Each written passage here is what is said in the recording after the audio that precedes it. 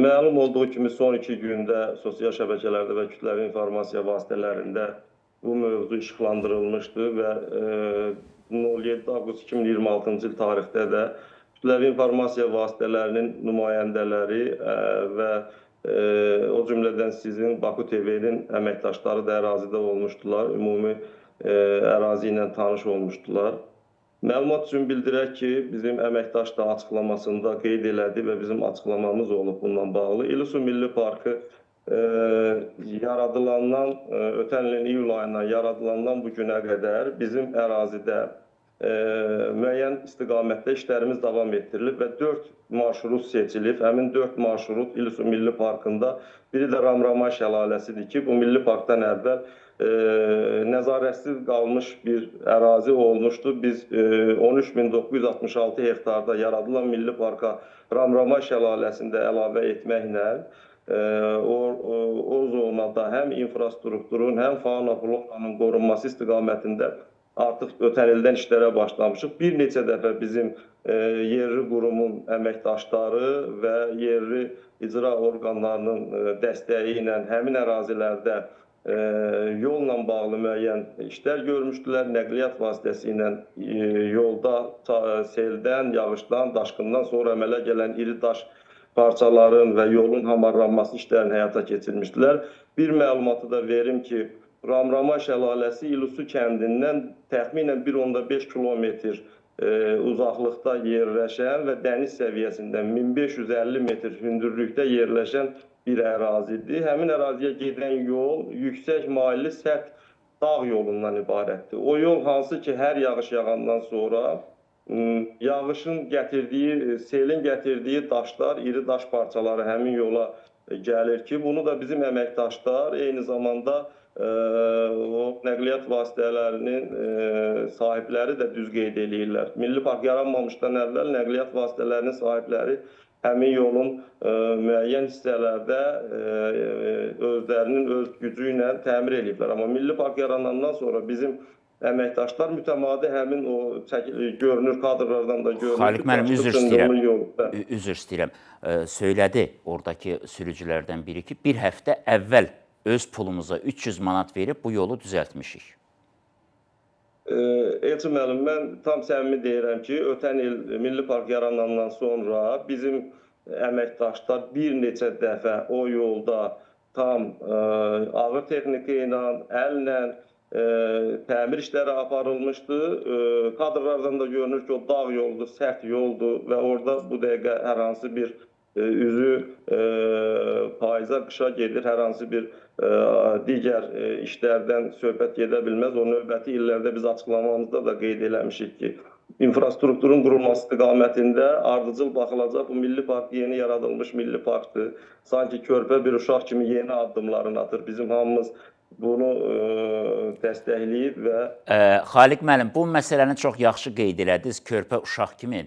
Bax, orada mən bir şey yadıma düşdü. Bizim körpə uşaqlar da doğulan kimin birinci həyatda bəzi hallarda, xəstəxanalarda hansısa negativ halları görürlər. Bax, bu parkda da istəmirəm elə negativlə yadda qalsın. Sizin bu xidmətiniz, fəaliyyətiniz varsa, orada bir gözəl lövhə düzəltmək olardı ki, əvvəl belə idi, bax, bizim əməkdaşlar bunu təmizlədi. O şlaqbaumun özünü, o tikilinin, orada işləyən işçinin geyiminin bir sivil bir forma yaratmaq olardı ki, həqiqətən də o təəssürat formalaşsın.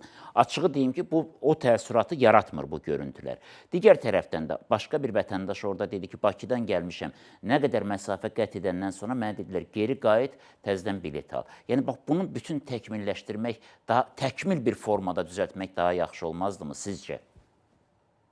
Elçin müəllim, mən səmimi deyim ki, bizim giriş məntəqəmiz həmin ərazi yüksək dağlıq ərazi olduğundan orada nə telekommunikasiya, nə internet xəttləri yoxdur. Gördüyünüz o konteyner ki var, daşına bilən konteyner ki var. Biz o konteyneri ora ilkin olaraq işə başlamışıq o konteynerdən və orada Nazirlər Kabinetinin qərarını əks elətdirən bir lövhəmiz var. Bu lövhələrin sayını artıracağıq ərazidə, məlumat verəcəyik, xəbərdar edici lövhələrin sayını artıracağıq və eyni zamanda o şəlalə nəzarətsiz qaldığı müddətlərdə də yol boyu ərazilərdə və şəlalənin ətrafında biz bir neçə dəfə təmizlik aksiyası keçirib tullantılardan təmizləmişik. Eyni zamanda şəlalənin tam yaxınlığında hardasa 20 nəqliyyat vasitəsindən artıq dayana bilən nəqliyyat vasitələri üçün yer hamarlayıb düzəltmişik. Hansı ki, o nəqliyyat vasitələri orada əvvəllər o cür istifadə eləyə bilmirdi, dayana bilmirdi. Mən görmüşdüm, orada o elə vəziyyətdə deyildi, bəli. Bəli. Biz indi hal-hazırda bu işləri görmək əzmindəyik və qarşımıza da məqsəd qoymuşuq və tapşırıqlar da bundan ibarətdir ki, orada infrastrukturu quraq. Təkcə infrastrukturu yox, Elçin müəllim, mən bir neçə məsələnin diqqətinizə çatdırmaq istəyirəm. Ötən ildən biz ərazidə İllisu Dövlət Təbiət Qoruğu idi əvvəl. Biz Milli Parkı İllisu Dövlət Təbiət Qoruğunun bazasında yaratdıq və o qoruğun da indi Milli Parkın idarə etməsində olan Qax Dövlət Təbiət Yasaqlığı var. Biz orada fauna növlərinin qorunması istiqamətində də bir çox işlərə başlamışıq. Ötən il 11 baş ceyranın ora reintroduksiya olunmasını həyata keçirmişik. 2010-cu ildən biz bu prosesə təkcə Qax Yasaqlığına İdeya İctimai Birliyinin və Ekologiya Təbii Sərvətlər Nazirliyinin birgə təşkilatçılığı ilə 157 baş ceyran buraxmışıq ki, bugün onun artıq baş sayı 723 başdır. 3 baş bezuar keçisi buraxmışıq. Digər qırmızı kitaba düşən kərkəs növlərindən, digər növlərdən biz əraziyə buraxıb biz faunamızın qorunması. Bizim ekoturizm marşrutu bizim milli parkların yaradılmasının məqsədlərindən yalnız biridir. Bəli. Bütün digər məqsədlərimiz var. Fauna floranın qorunmasıdır və eyni zamanda həmçinin vətəndaşlarımıza yaxşı şəraitin yaradılması və yaxşı xidmətin göstərilməsidir. Bunu da sizləri və izləyiciləri inandırmaq istəyirik ki, növbəti dövrlərdə biz hələ 2 gündür başlamışıq orada. Bir məlumatı da diqqətinizə çatdırım. Bizim hansı ki dünən 524 nəfər turistimiz daxil olub, 29 nəqliyyat vasitəmiz həmin Milli Parkın ərazisində. Bugün 952 nəfər turistimiz daxil olub. Onun 141 nəfəri güzəşlidir. Güzəşli şəxslərdir. Hansı ki biz burada Nazirlər Kabinetinin qərarından irəli gələn məsələlərimiz var. Bizim şəhid ailələrimizin üzvləri, eyni zamanda Qarabağ qazilərimiz, Azərbaycan Respublikasının ərazi bütövlüyü uğrunda döyüşmüş şəxslər, məktəblilər, məktəbə qədər uşaqlar, məktəbliləri müşahidə edən müəllimlər tam ödənişdən azaddır. Təşəkkür edirəm buna görə sizə. Bəli, ali məktəb tələbələri və əlilliyi olan şəxslərimiz isə ödənişin 25%-dən azaddır. Çox sağ olun.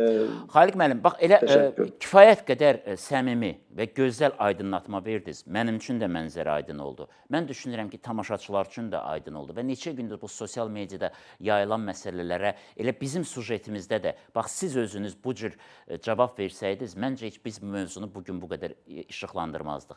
Məsələ arasında ki, bir çox hallarda elə sizin səhv eləməmsə əməkdaşınız elə rəsmi, quru, əzbərçi bir cavab verdi ki, adamda dərhal belə bir şey yarandı ki, bu işi, yəni nəsə burada bir sual var. Amma siz o qədər ətraflı və ciddi bir cavab verdiniz ki, həm də bunu səmimiyyətlə, işin əziyyətini görən insan kimi ifadə elədiniz ki, mənim üçün mənzərə aydın oldu. Bax, həm də biraz da bizim, sizin əməkdaşlar mətbuatla danışanda, bax, bu üslubu seçməlidir ki, hər şey aydın olsun. Mən sizə xüsusi təşəkkürümü bildirirəm və sizə uğurlar arzulayıram.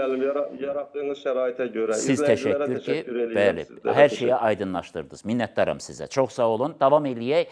Biləsuvarda zibillik məsələsi çox ciddi bir problemə çevrilib. Mən istəyirəm, bax, bir sujetə baxaq. Sujetdən sonra mənim verəcəyim çox vacib bir sual var.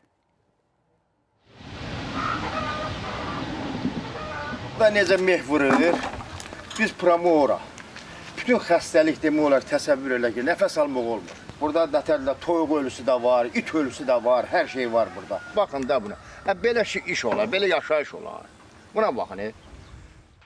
Biləsuvar rayonunun Həzi Aslanov küçəsinin sakinləri yaşadıkları ərazidə yaranan antisanitar vəziyyətdən şikayətçidirlər. Onlar Baku TV-nin qaynar xəttinə müraciət edərək bildirirlər ki, məişət tullantıları vaxtında daşınmır. Buna görə də ərazini üfunət bürüyüb və xəstəlik riski ilə üz-üzə qalıblar.